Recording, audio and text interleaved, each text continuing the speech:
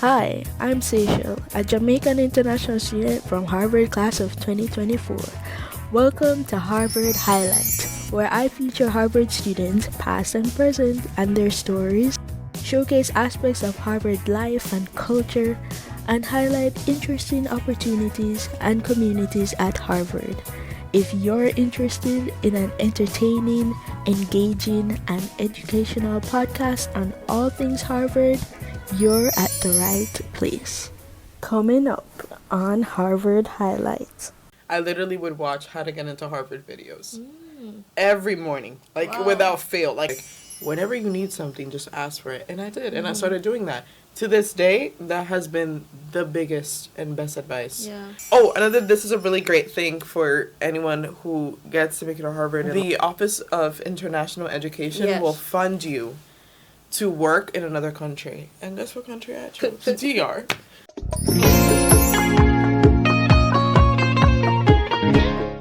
Hello everyone and welcome to another episode of Harvard Highlight. I'm Seychelle, Harvard class of 2024, and I'm here with Yosely. And introduce yourself to the people. Hi everyone, I'm Yosely. I am a senior graduating in the spring. I study government on the Focus on the Political Economy program and really excited to share my story with y'all. So why political economy is in air quotes? Because it's not a secondary. Oh, okay. It's like a program of study within the same thing. Okay. It's like a subsection. I take specific classes to focus on that and create that subfield program. I see. It's a complicated thing. I don't know anything about Gov, so I'm learning a lot as I've had people on the show. So we could start there. Tell me a little bit more about, how you got into government and kind of what are your hopes? Yeah. So strategically, I was first beginning with sociology. That was like my initial major I wanted to do. I specifically had it such that like my school did like posters and they were like, Yosely, sociology, Harvard. And I took, I think it was like 2 classes. Weren't really well, but then I realized that everything we were talking about was like abstract stuff. And I was like, where is the actual work going? Like, how do I see this implemented? How do I make changes? A lot of theory, but like, how do we get the stuff done? And so then I took a class called conservatism.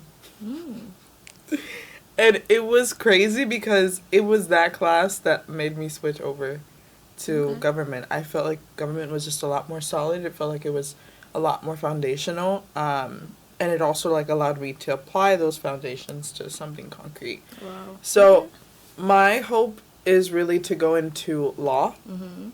I don't want to be the president of the United States. I don't even think I can. Like I wasn't born here, so that wouldn't work.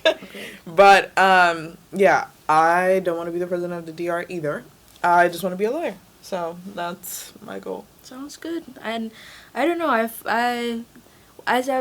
talked to Kimani, Jama. We've got a lot of people in the Caravan Club who's on that path. I feel like they're a lot more like policy focused. So I'm definitely a lot more like, for me it's all about advocating, and I think that specifically the law gives you a script that you can analyze and say, you have set this term, you're not giving me that.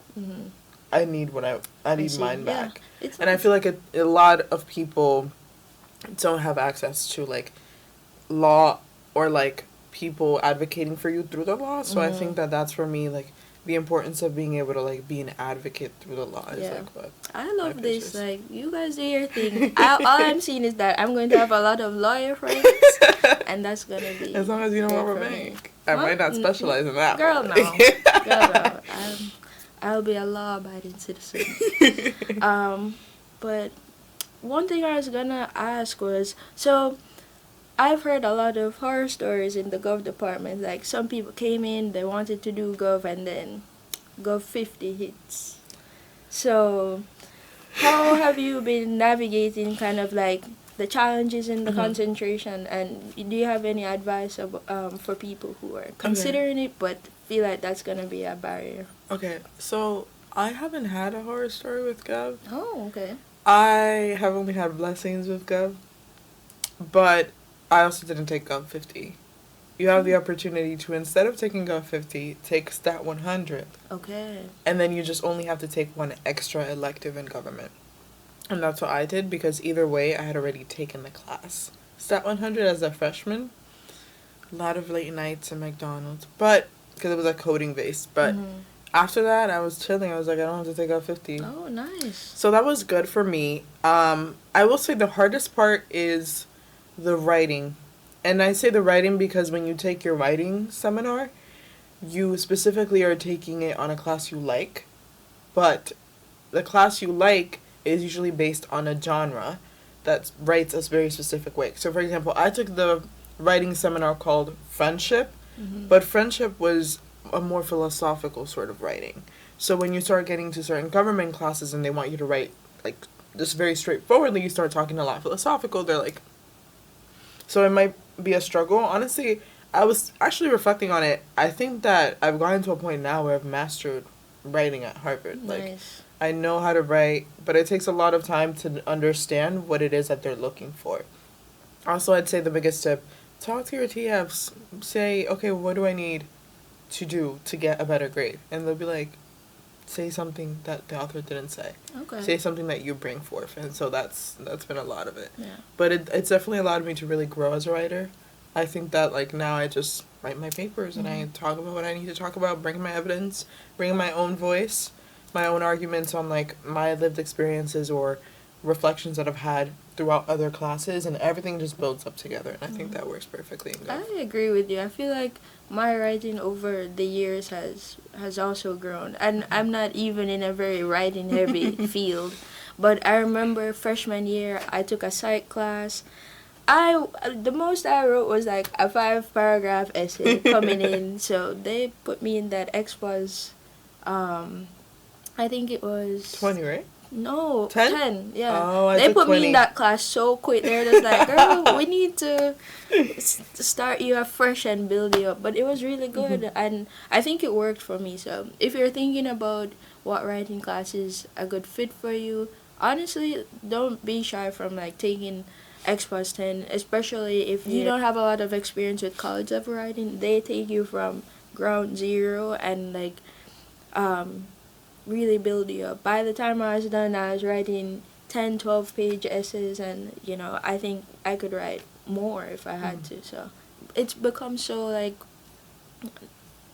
normal to me now. I didn't remember that, where I was starting from in freshman year.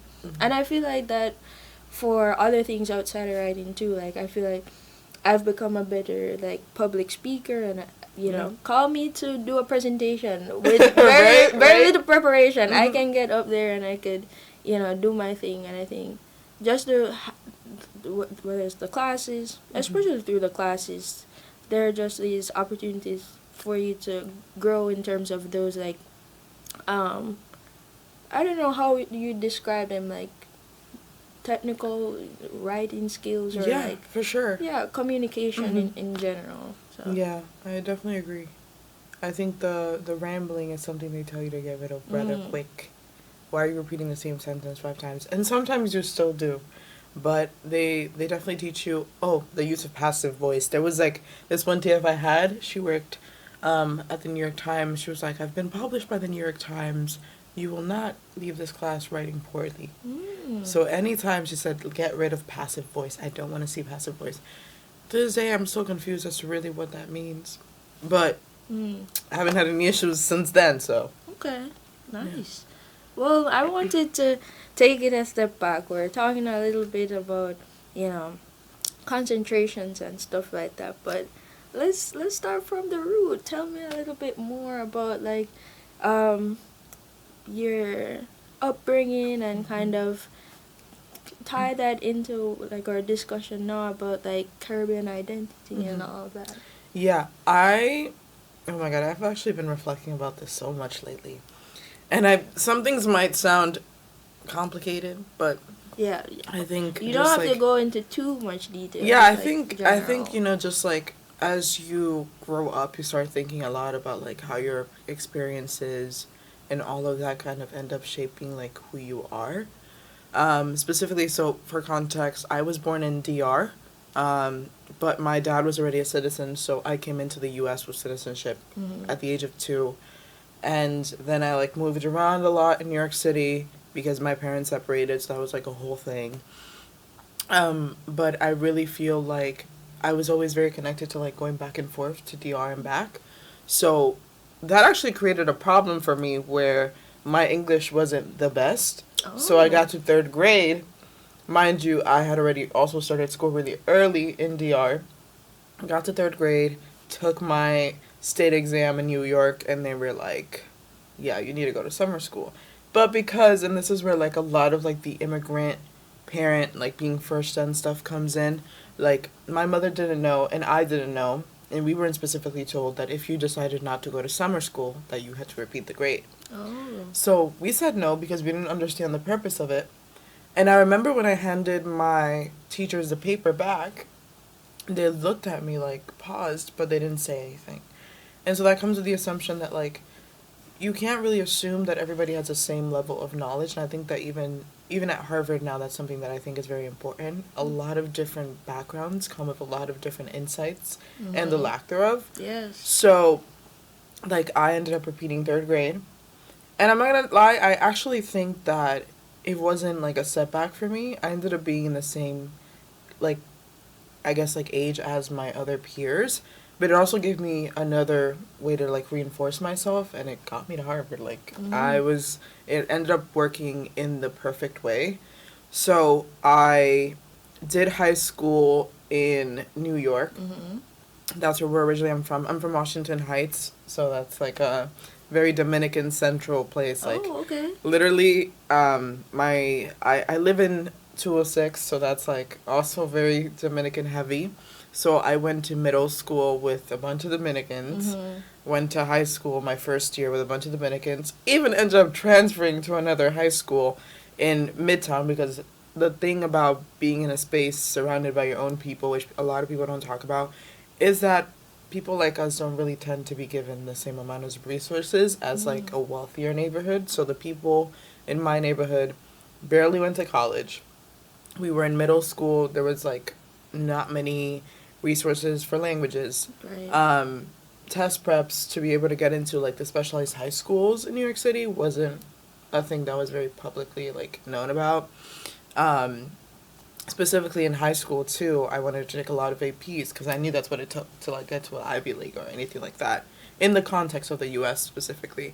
And being from a state as New York is, like, you have, like, everything. They expect you to be, like, you're in the apple of the world. Like, you're supposed to, like, have access to stuff and be super, like, accomplished, right? But being in the neighborhood that I grew up, like, a lot of people don't have access to AP classes. You don't get to take a class that is in Spanish. So I ended up transferring out of my high school freshman year. And I went to a school in Midtown, so, like, 59th Street, which people might be familiar with, or, like, where the Trump Towers are located. And it was such a funny thing. I loved the school. Actually ended up speaking to the principal to get me into the honors program the second I transferred in. Okay. So I started taking a lot of AP classes, started taking French, like, just really dived into the school, dived into a lot of extracurriculars, explored really what the school had to offer, and then COVID hit. And so then I was doing school online, but I think that to me was, like, a bigger sense of meaning, because in my neighborhood, like, while I was doing classes, everybody was struggling. Obviously, like, in Washington Heights, like, people are low income for the majority, so like, that was, like, people making lines to get food and things like that. So all of that, I think, really shaped my sense of, like, urgency. And I think to this day, though, like, those experiences have really shaped, like, what I want to do in the future, like, just being in a very Dominican space. Like, I love a deli. Like, my neighborhood, literally, you walk around, it's a bunch of Dominicans. Sometimes it gets annoying, especially, like, with, like, cultural customs things that are just, like, hard to avoid. But it's like a gem. Like, you bring it with you. I would never go back to New York long term. It's just not the space for me. You've been telling me, like, you're trying to I'm out. Go. Yeah, but it's because I feel like people, and this is, like, I think, like, the big Dominican dream crush, like, you come to the US and you think that you're going to have the best time in the world. Mm-hmm. You're going to be like wealthy, you're going to make money, you're going to change your family's whole outlook. New York, specifically being in the neighborhood, like in the neighborhood that you are, it shapes a lot of what your life looks like. Mm-hmm. And it's not easy for an immigrant who doesn't understand the system, who doesn't have the resources, who is located with people who look like you but are there to help you but also can't be helped much themselves, Right. to really advance. And so that starts to like teach you that like it's not New York that is supposed to like drive you, because New York in itself has so many barriers. And that's why a lot of people talk about New York City, New York City.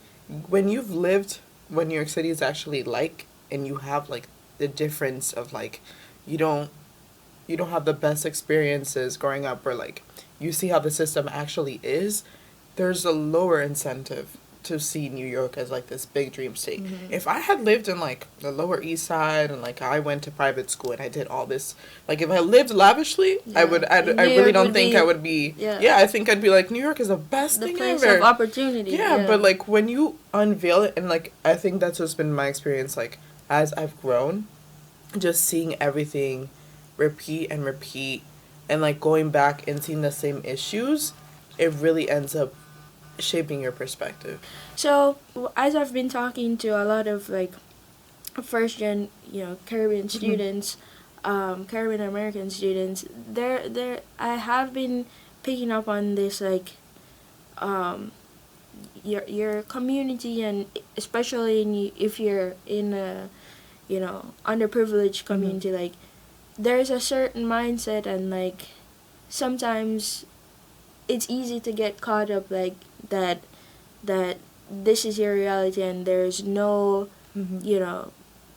breaking the ceiling and moving out of that. So I'm curious to know, for you, like you mentioned a little bit about like COVID and that being a big motivator, but like I wanted to talk a little bit more about what it really took for you to break away from that mindset, and like how did you get support and the knowledge that you really need to navigate Yeah. that creating this new path forward. Yeah, I think this is something that I'm actually doing a final project for. Like, I'm really exploring what are the effects of making it out of a community and never turning back. I think for me specifically, it really came down to the people that I encountered in my life. So, in middle school, my 4th grade teacher, who I'm still talking to this day, my mom at that time got back with my dad, so they were considering going back to DR and like moving there. Mm-hmm. But I was like, no, like I want to go to like a top school, like I want to stay here. And specifically, my 4th grade teacher saw my potential and was like, she needs to stay here. And so that to me just, I think, shaped a lot of my mindset going forward. I think like when I got to 7th grade, I literally would watch How to Get Into Harvard videos.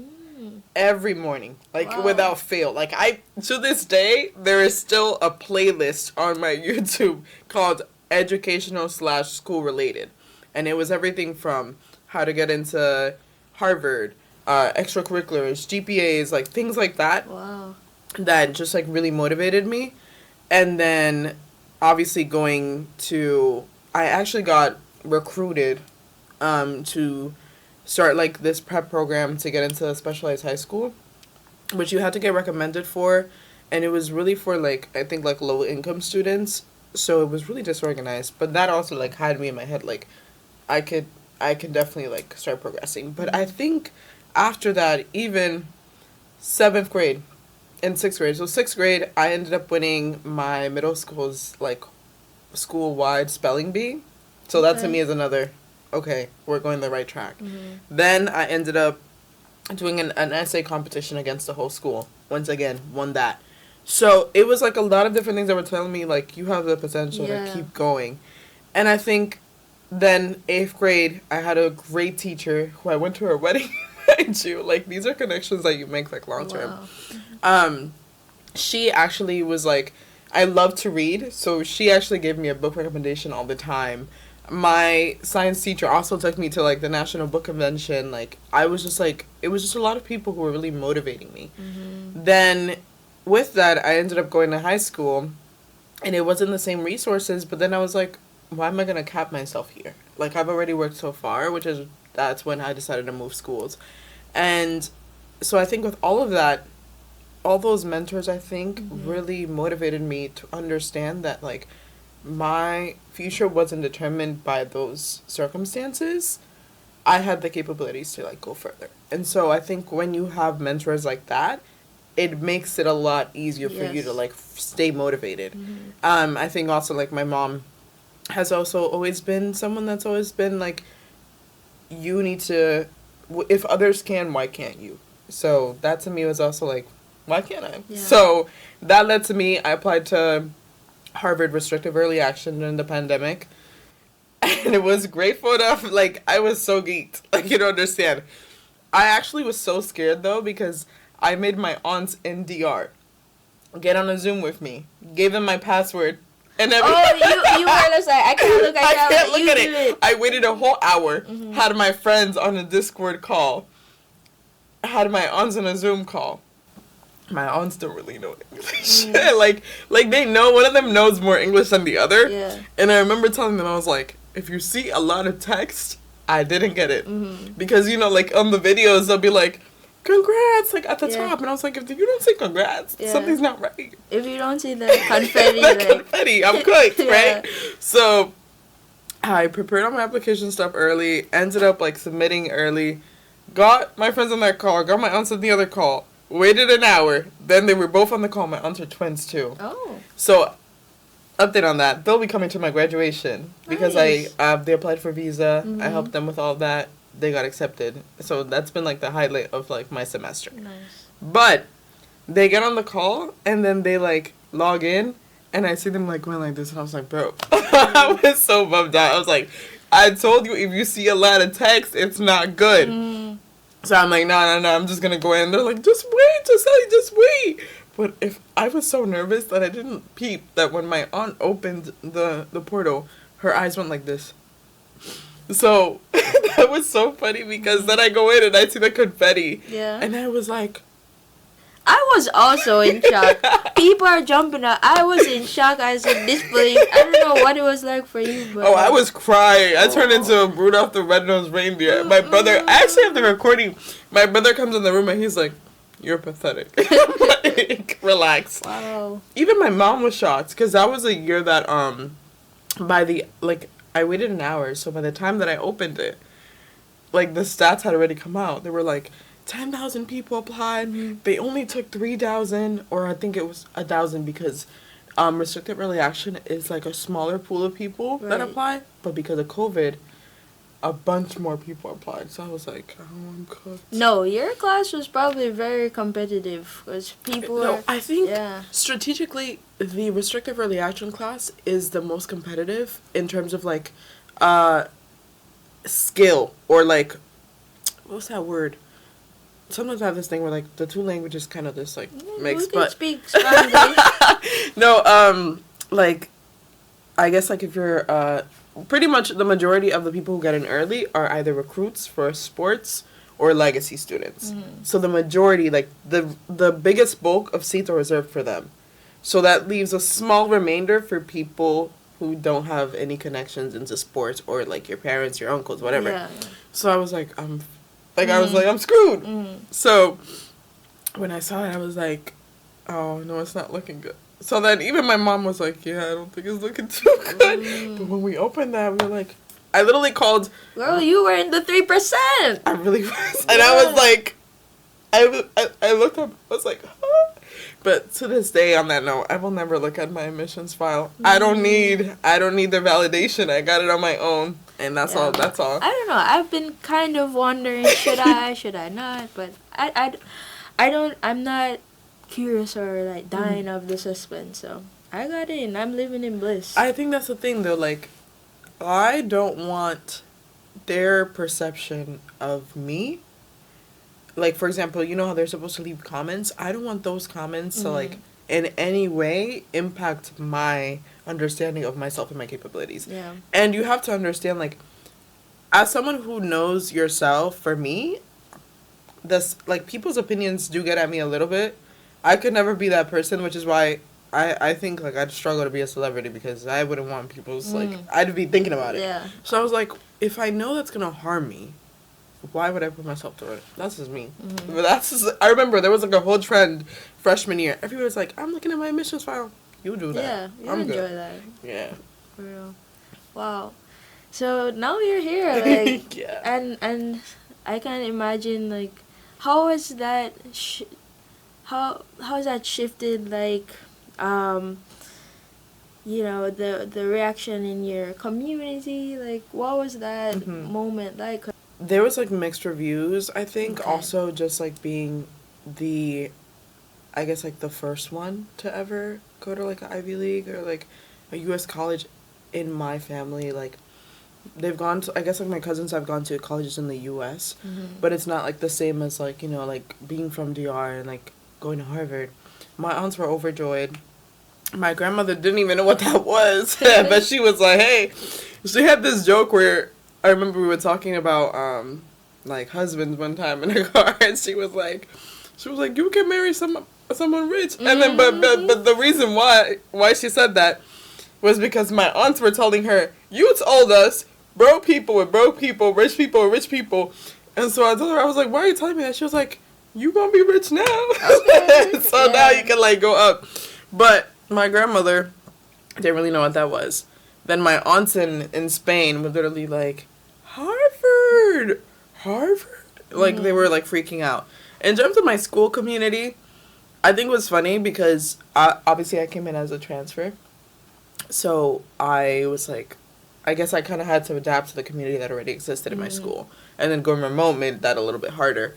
But I have always been, like, a very, like, giggly person. Like, I joke a lot. So I think that gave people the misunderstanding that, like, I couldn't, like, I wasn't going to be, like, I guess, valedictorian. So when I was, everybody was like, you can play and go and study at the same time? And I was like, hell yeah, you can.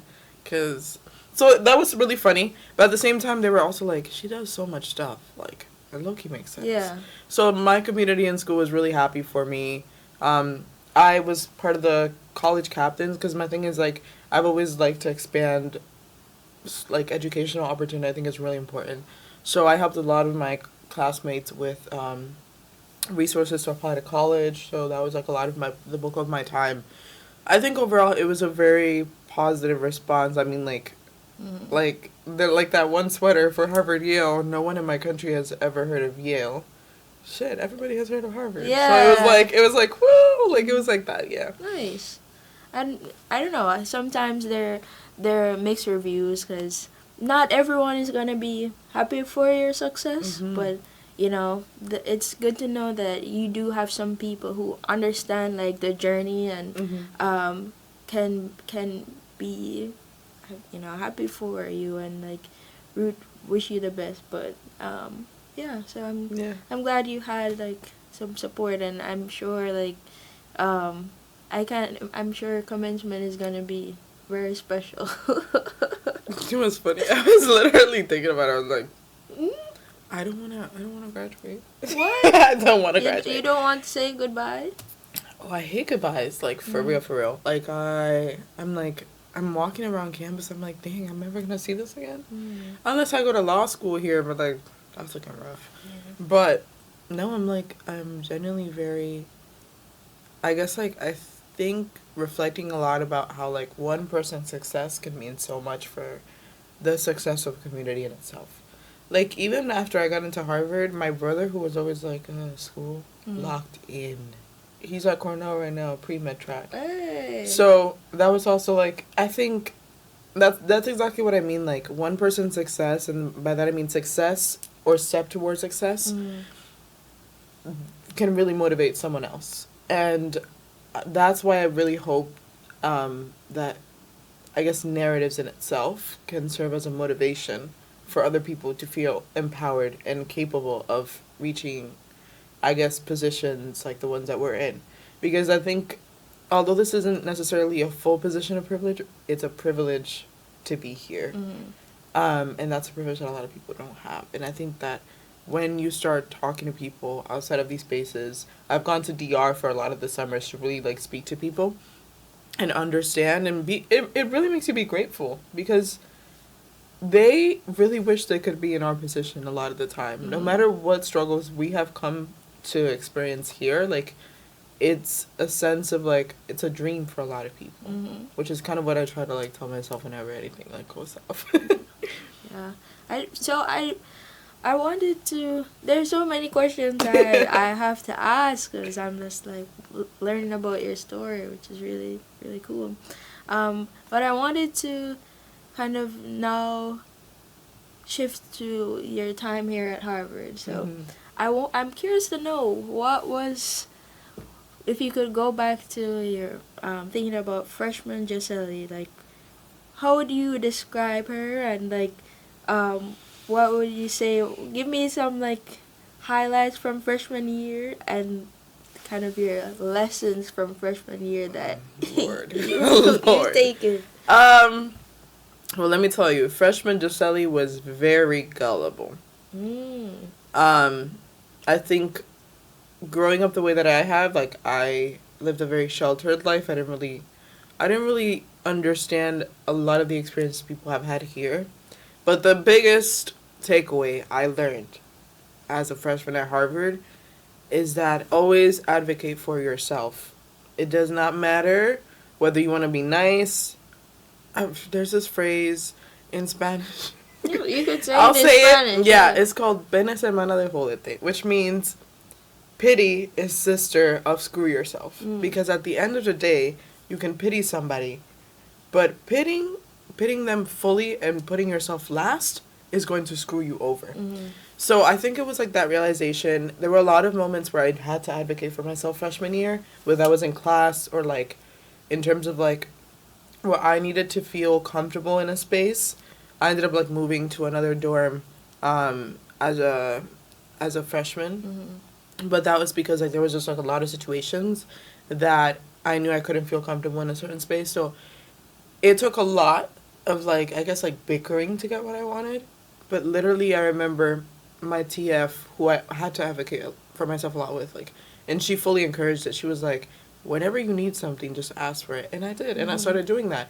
To this day, that has been the biggest and best advice. Yeah. Because at the end of the day, you know what you need to thrive. And if you're in a space to thrive and that's your goal, you have to do what's necessary. And sometimes that means that you don't have to say yes to everything that any person wants. Or, like, be okay with them doing you wrong, especially when they're not contributing anything positive to you. And that's, I think, like, the biggest takeaway from my freshman year, yeah. Now that you've mentioned it, that resonates so much with me. Like, I think that has probably been the biggest lesson that I've learned in my Harvard experience. Like, really not being shy about, like, saying, like, advocating yourself, whether it's, like, you need help, you need this resource, you know, you need this amount of flexibility. Like, I feel like I had come from a place where, you know, I didn't really want to. I'm so used to like working within my means, or you know, trying not to be a burden to people. But really, the resources are here for you like you got accepted into Harvard. Everything Harvard has to offer is yours for the taking, and like you just kind of have to be willing and kind of go out of your comfort zone a little more to advocate for yourself. Yeah, and I think specifically that's something I've thought a lot about. I think sometimes I think this position comes a lot with being an immigrant or like a first gen student or like somebody who's not used to asking for things. Yeah. Because I think like when you're growing up, you're like, you know that this is the most that like your parents can do or like your family can do. So you're like, I don't need to ask for stuff. I should be grateful for the stuff that I have. And perfect. That's true. But for people who care about you, as a person. A lot of individuals in this institution, like, they might care about you as a number, but if they don't meet you as a, like, one-on-one, they're not caring about who you are or what you go through as a person. Yeah, you have to make them care. Yeah, exactly. And so I think that also teaches you, like, obviously, you have to know when you have to be appreciative of what you have, but definitely don't be scared to ask for more in a space that you know is willing to give you more, has the funds to give you more, and whether that's, like, economically or opportunity-wise, like, don't be scared to ask for more. And I think that's something that I think as immigrants or, like first-gen students, low income, whatever, you really have to separate that mentality from the actuality of what it takes to get to this space, thrive in a system like this, and, like, all of that. Yeah. And it goes back to, like, I definitely agree, because the way we're navigating a space like Harvard is so much different from how someone with, like, more opportunity, more legroom, more familiarity with these types of, like, spaces and dynamics are approaching Harvard. So yeah, I think that's, for me, something that I've been trying to, would like to think that I've worked on. And I think I also commend, like, organizations like FYRE that really try to be a space to help first gen low income students, and that has been very helpful for me. Yeah. What freshman orientation program did you I did do? FYRE. Oh, nice. Yeah. To be fair, though, I don't know where the rest of my family is, but I see them from time to time. And I think it was definitely, I did it online. Did you do it online too? Yeah. Yeah. We had it online. But it was definitely a meaningful space. I think having a community that's willing to share resources with you can just really change the trajectory or, like, your experience at Harvard, especially knowing not much about the system. And I think specifically there was, like, one moment where I was talking to this girl who, her mom went to Harvard, her dad also went to Harvard, they met here, and she was telling me, she specifically told me, I have been taught how to use systems to my advantage. And she was like, and I understand that that's something that a lot of people don't have access to. And she was like, I know how to talk to people to get what I want. I know where to go to search for what I want. And I was like, you know what? That's a lot of knowledge that we don't tend to have. And so that really showed me, like, sometimes you can't really blame yourself for not getting something or, like, being behind if you were never put in the position to understand how to get forward. And that's something that, for a lot of people, it's a privilege to already know from, like really young. But us, we have to learn it as we go older, which is already at this age. Yeah, for sure.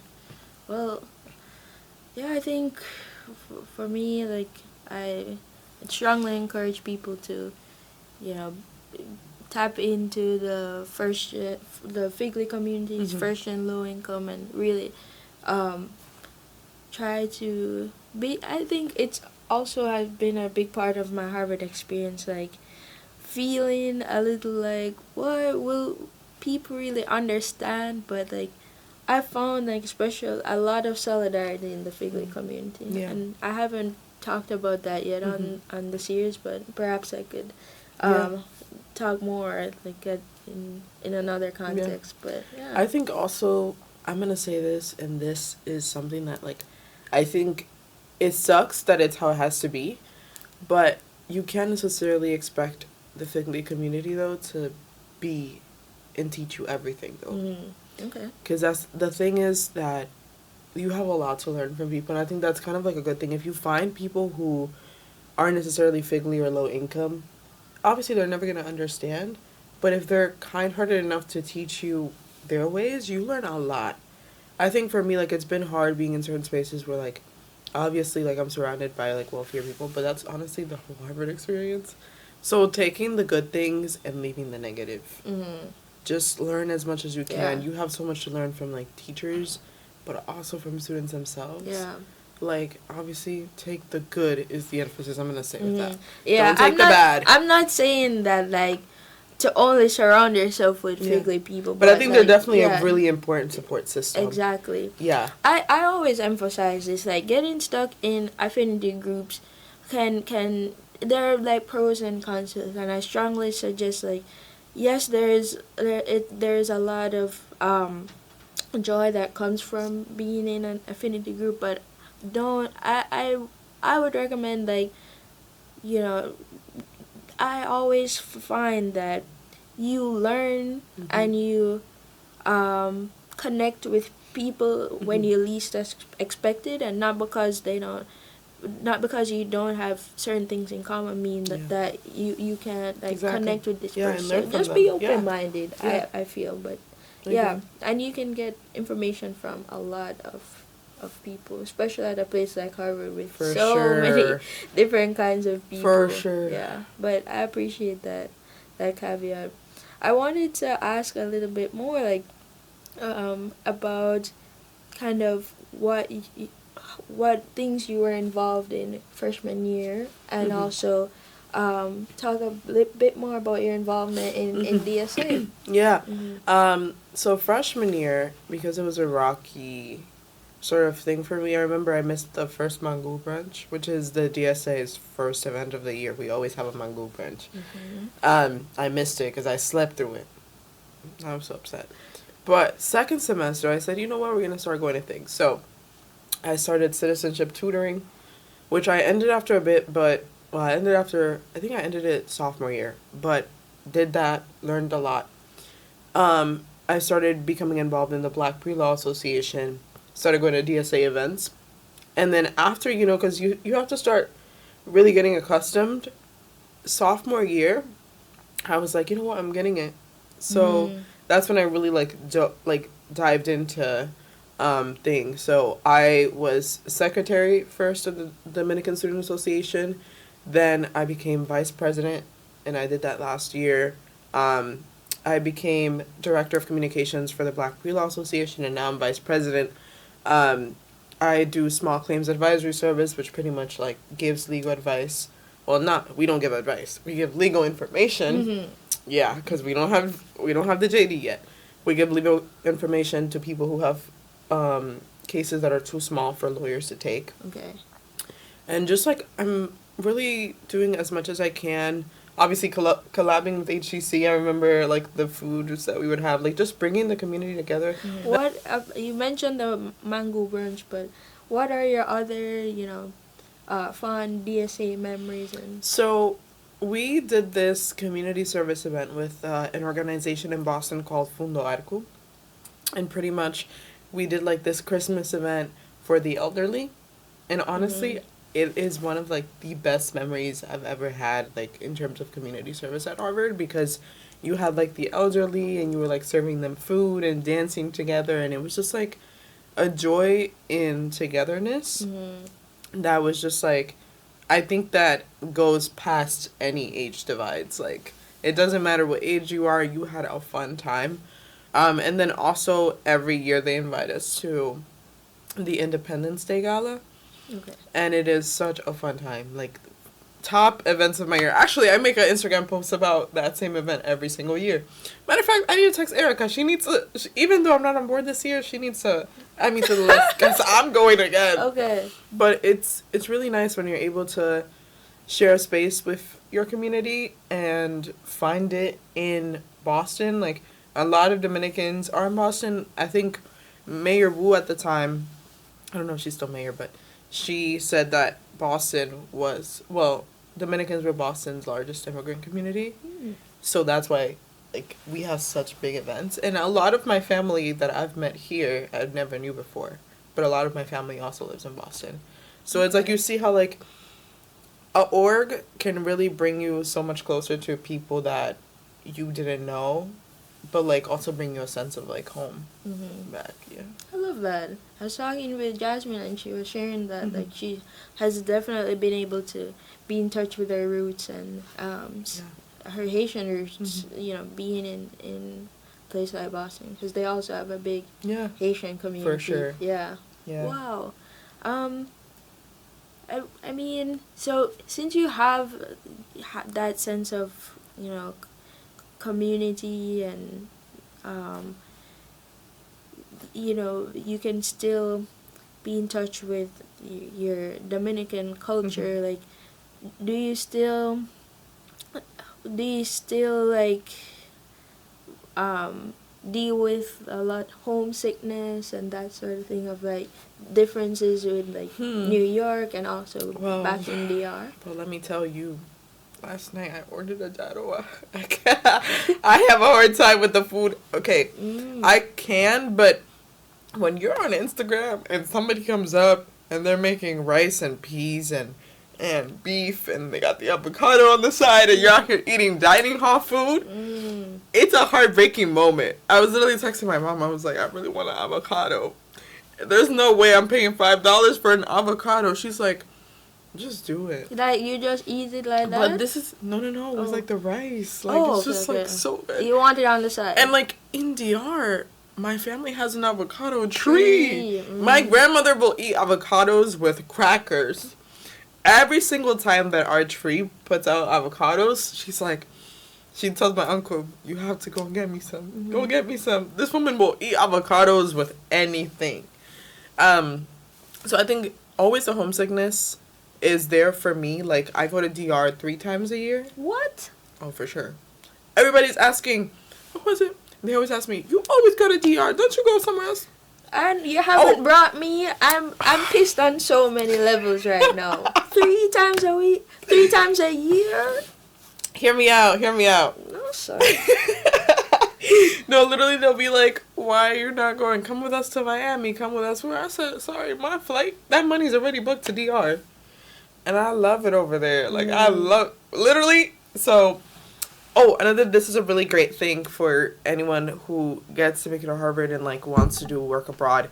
The Office of International Education will fund you to work in another country. And guess what country I chose? DR. But it was a really good experience. I was able to work at a medical center, even though I'm not pre-med, but I really wanted to understand how the politics and the economics end up really impacting people's lives. And what's the perfect way to see that? In a medical center. So I learned a lot. Harvard has really allowed me to tap into my culture even more. No, speak on it, because I feel like that's one thing I fumbled. Like, I never finished like a trip back home on Harvard's dime. So what's that process like? So I think the applications open in January. You have to find an organization that you want to work at. And obviously for me, I already knew where I wanted to work. It was actually, I ended up working at the medical center I was born in. Aww. So that was great. I got to talk to a lot of like the core people and I got to speak to insurance people, understand how that works. All of that, you really have to have you have to have a letter from the organization saying like, she's going to work here, doing this. You have to put dates, but you apply and it's a lottery supposedly, but your chance of getting the lottery is a lot higher if you've never done it before. So it's only one time. So that was really a gem for me. Nice. Sometimes I'm like, should I have maybe gone to another country? But nope. Yeah. I love DR so much. And I think the kindness of the Dominican community is something that you always miss. Like, even in New York, like, it's not the same. Like, in DR, you will pass in the street, and if somebody doesn't say saludos to you, which means, like, hello, you're rude. As you pass by everyone on the street, you say hello. No, because we do that in Jamaica as well. And nobody here does that. And they look at you crazy. The Boston, I didn't realize it was causing me to change, because when I went back home, I got off the bus and I was walking home, and this lady across the road, not even on my sidewalk, was just like, morning. I was so shocked. I was just like, oh yes, I used to say good morning as well. And it's the thing, it's even worse in New York. New York, literally, when my grandmother first came to the U.S., she was like, saludos, and literally nothing. And I think that also, like, New York will make you cold and unapproachable. And that's something like I've been trying to go against because I realized that it has shaped a lot of like my outward perception. Like the amount of times they say I have a mean mug. And lately, like I've been getting intimidating allegations. Ooh. They're like, you're intimidating. Like I was gonna talk to you, but yeah, they're like, nah, we're not talking to you. And that's something that I've like had to like really reflect on, and I'm trying to like, you know, smile more, maybe see if that'll change something, because I'm Dominican. There's no way that I'm going to be like, Dominicans are the friendliest person. Like, you could have a problem in the street. I don't know how to get here. Talk to anybody. In New York, I'm scared to talk to people. They'll just walk past you. So it's like, I really want to like go against that, because I think that's something like beautiful in our culture. Is like, people are willing to help each other and talk to each other, and that's not something that like is here. So that's also like a part of like that. Like, I go to DR. It's a literally I glow different, and I think that has a lot to do with obviously the climate, but also the kindness of the people around me. I'm also like really close with my family in DR, so that's like why I make so many trips. And honestly, I honestly don't think anything will ever beat DR for me. I'm definitely going to retire there. Will I live there in my young years? No, sadly. But trust, my husband will have to be on the page of that. We are having a retirement home in DR. Even if we don't stay there the whole year, I need to be there at least 4 times a year with income to support it. Wow, I love that for you, being able to, because I feel like not every, first gen immigrant gets to really be so in touch with their culture and like ingrained in it. So. But you know what? That takes a lot of prioritizing. I think that, and that's like you see kind of like the drawbacks. Like I could have gone to London. Well, I went to London, but I could have gone to Jamaica per se.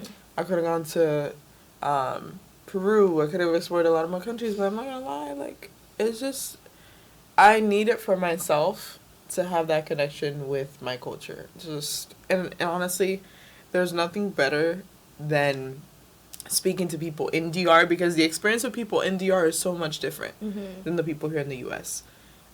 Which is why, like, I think also in terms of like my government studies, just having that interaction with Dominicans is a reminder, a constant reminder as to what I want to do and why I want to do it. Yeah. Wow. Well, still a bit salty that in these 3 times a year I have not been invited to a DR trip, but I always go by myself, to be fair. Yeah, we're gonna have to change that, yeah? Oh, or have a special trip for me.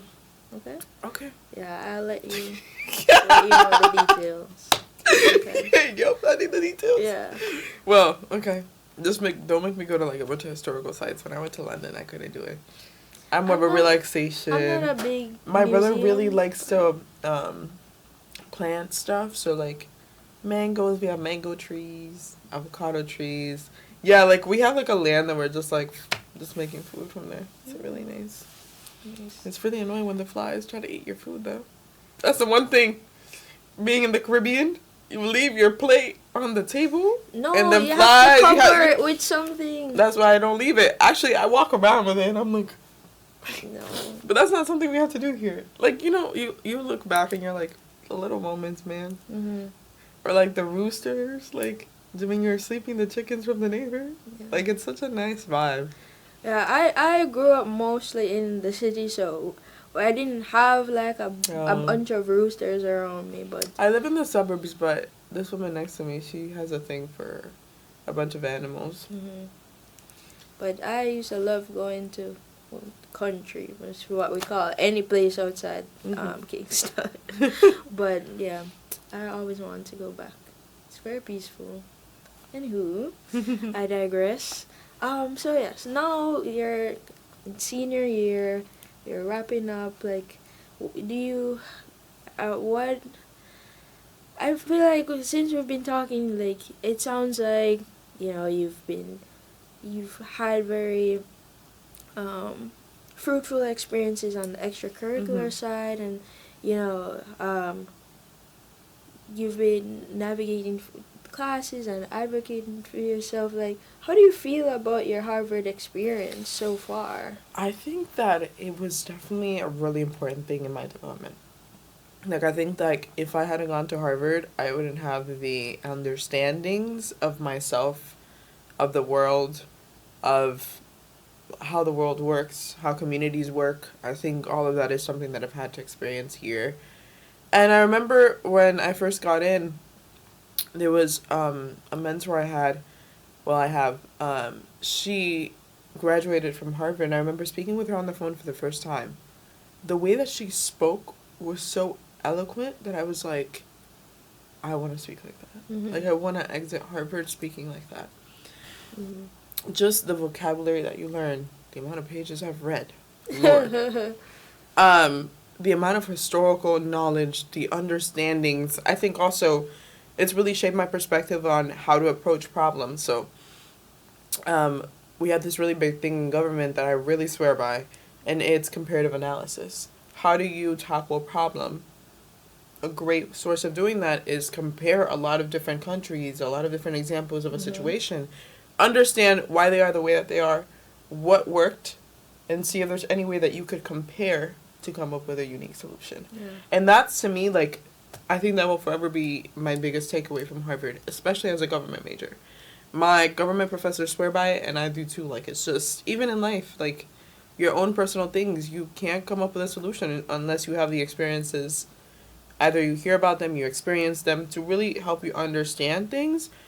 And specifically, like, when it comes back to, like, do I want to go back to New York? My answer is no, because I've been to different contexts that have shown me you can take the positive things and leave the negative, but also understand what it is that you need. Mm-hmm. I've been able to compare and understand what it is that works best for me as a person, what's conducive to my growth. Like, that's something that I think I've really learned here. Yeah, it sounds like it has indeed been a transformative experience. Yeah. So, remember, when you get the papers, they say a transformative experience awaits you. Yeah. Dang, I never thought about that, but that's such a great way of framing it. Yeah. Think around it. You knew what you were saying. Yeah. They really did. I'm really glad. Yeah. So you're in your last semester, you're heading into your last semester. I know you were saying you don't wanna but melancholy. Is there anything left in terms of, like, your Harvard bucket list?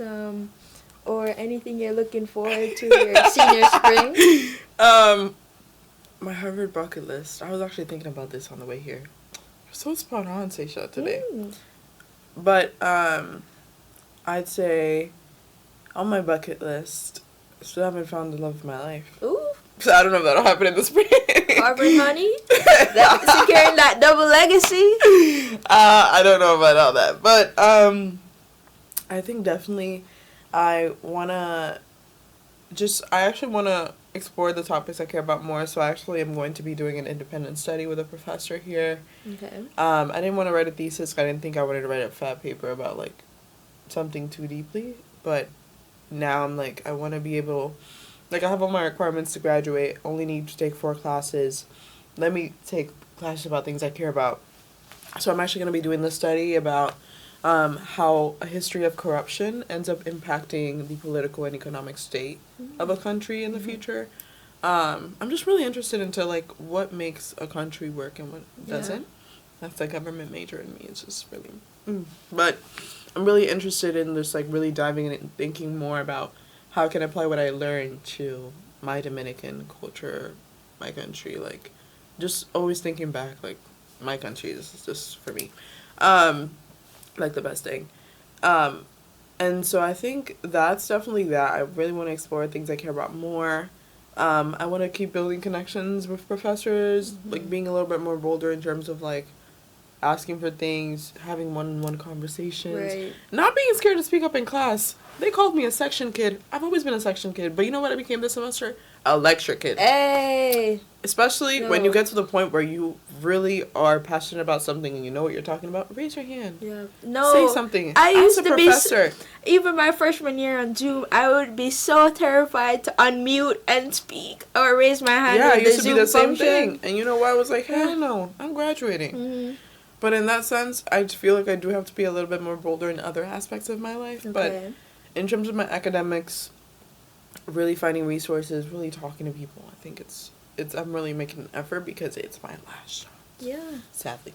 Girl, you're well on your way. I'm curious to know, what is your favorite Harvard tradition that you think you miss once you graduate?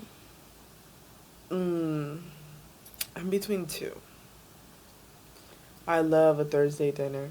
I do too. They're so fun. But respectfully, Winthrop's Thursday dinner is better. Yeah. I wasn't talking about the dining hall. Oh!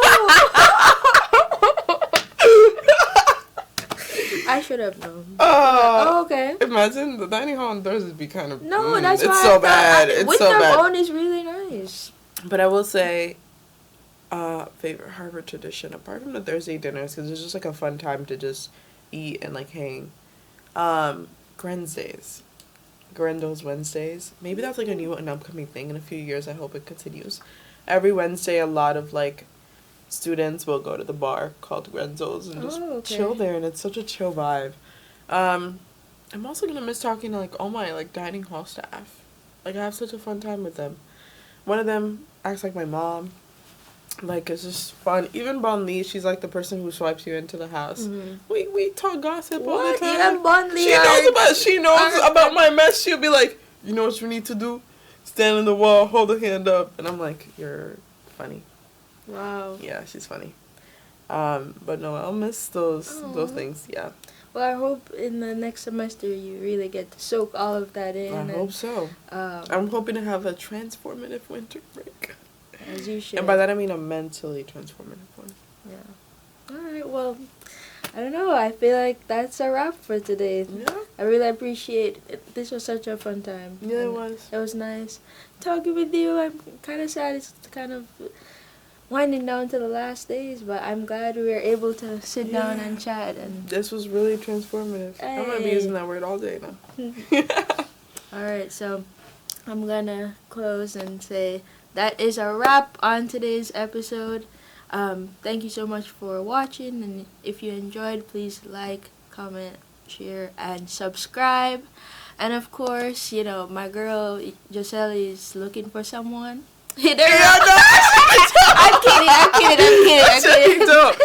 I'm kidding. Unless I'm interested, I'll write back. Ooh. Unless. But no, I have this. Imagine I'm like fully in a relationship by the time this goes up. Ooh. That'd be crazy. Not stirring the pot.